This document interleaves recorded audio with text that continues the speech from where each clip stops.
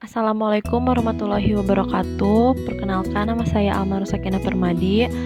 Di sini saya akan membahas mengenai distribusi frekuensi. Pembahasannya ada distribusi frekuensi tunggal yang pertama, yang kedua distribusi frekuensi data kelompok, yang ketiga distribusi frekuensi relatif dan kumulatif, yang keempat kurva, dan yang terakhir yang kelima histogram. Selanjutnya saya akan membahas definisi distribusi frekuensi data tunggal, yaitu salah satu jenis tabel statistik yang di dalamnya disajikan frekuensi dari data angka yang ada tersebut tidak dikelompok-kelompokkan. Contoh data tunggal. Di bawah ini adalah nilai para mahasiswa statistika 2 di semester 4 sebagai berikut: 60, 70, 80, 90. Terus diurutkan data tunggal tuh kan di sini yang dicarinya frekuensinya. Jadi nilai 60 ada 1, 70 ada 2, 80 ada 4, 90 ada 3. Jumlahnya 10. Selanjutnya distribusi frekuensi data kelompok.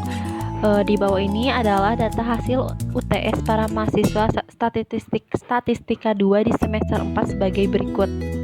Diurutkan dari yang terkecil sampai yang terbesar. Cari kelas interval tuh dengan cara ini langkah-langkahnya ada di sebelah. Mencari kelas interval tuh kita harus mencari rentangnya terlebih dahulu. Di rentang tuh nilai terbesar dikurangi nilai terkecil, atau data tertinggi dikurangi data terendah. 89 dikurangi 70 yaitu 19. Selanjutnya langkah kedua mencari kelas interval. Jadi di sini sudah ditentukan rumusnya. K sama dengan 1 ditambah 3,3 log N.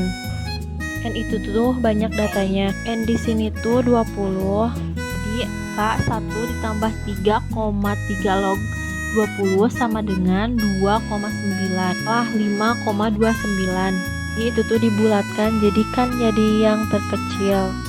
Diambil 5, jadi kelas intervalnya tuh 5. Jadi ada 5 kelas.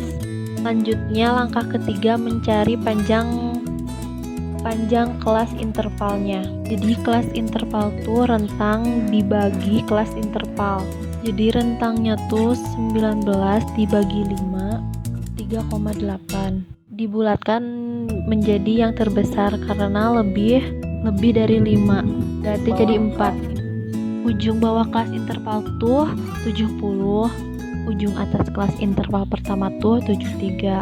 Jadi udah ketemu tuh panjang kelas sama banyak kelasnya. Banyak kelasnya ada 5, panjang kelasnya ada 4. Panjang kelas 4 tuh berarti dari 70 ditambah 4 dikurangi 1, berarti 73. Terus tepi bawah itu kelas interval atas 70 dikurangi 0,5 berarti 69,5. Frekuensinya dicari dari nilai 70 sampai 73 ada berapa. Selanjutnya distribusi frekuensi kumulatif dan relatif. Distribusi frekuensi relatif menyatakan proporsi data yang berada pada suatu jenis interval. Distribusi frekuensi relatif merupakan suatu jumlah persentase yang menyatakan banyaknya data pada suatu kelompok tertentu. Selanjutnya contoh frekuensi relatif. Jadi di sini saya mengambil datanya seperti data kelompok. Mencari panjang kelas sama kelas intervalnya tuh sama di data kelompok, tapi bawahnya juga sama frekuensinya juga. Mencari frekuensi relatif tuh frekuensi per jumlah frekuensi dikali 100 berarti 1 dibagi 20 dikali 100 menjadi 5%. Jadi pokoknya jumlahnya harus 100% aja. Selanjutnya distribusi frekuensi kumulatif adalah tabel yang menunjukkan jumlah observasi yang menyatakan kurang dari atau lebih dari nilai tertentu. Untuk memulai pernyataan kurang dari atau lebih dari digunakan batas bawah dari kelas interval. Frekuensi kumulatif di sini saya mengambil datanya seperti data kelompok.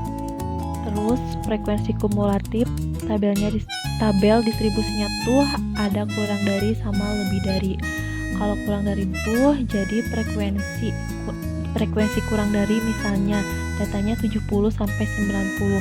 Jadi data yang dari 70 tuh ada berapa, dan data kurang dari 70 tuh ada berapa. Pokoknya nilainya tuh berurutan dari yang terkecil sampai yang terbesar. Pokoknya jumlah akhirnya harus jumlah datanya kan, ini jumlah datanya ada 20, jadi akhirnya juga harus 20. Terus kalau tabel distribusi kumulatif lebih dari, misalnya lebih dari 70 ada berapa?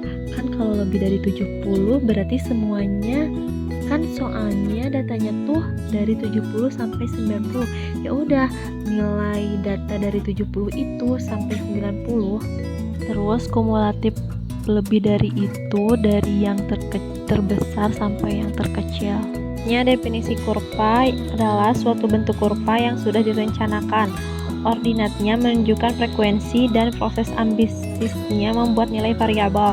Jika dilihat dari bentuknya, sudah bisa dipastikan bahwa setiap ujung-ujungnya adalah distribusi atau sebaran dengan frekuensi atau kemunculan paling kecil. Selanjutnya, contoh frekuensi kurva data tunggal. Jadi kurvanya dari frekuensi sama nilai. Terus contoh frekuensi data kurva, frekuensi data kelompok. Kurvanya saya ambil dari tepi bawah. Selanjutnya ini contoh kurva frekuensi kumulatif. Kalau frekuensi kumulatif dari nilai kurang dari sama frekuensinya kumulatif kurang dari sama lebih dari itu kebalikannya.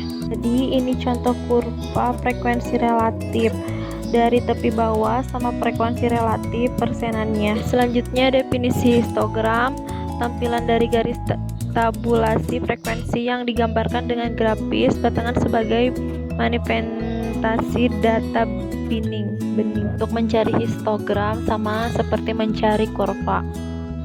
Jadi ini contoh histogram frekuensi data tunggal, bisa teman-teman lihat, dan contoh histogram frekuensi data kelompok.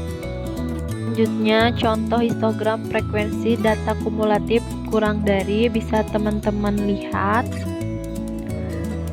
dan contoh histogram frekuensi data kumulatif lebih dari. Selanjutnya yang terakhir contoh histogram frekuensi data relatif, bisa teman-teman lihat di sini. Mungkin cukup sekian presentasi dari saya. Mohon maaf bila banyak kekurangannya. Terima kasih. Wassalamualaikum warahmatullahi wabarakatuh.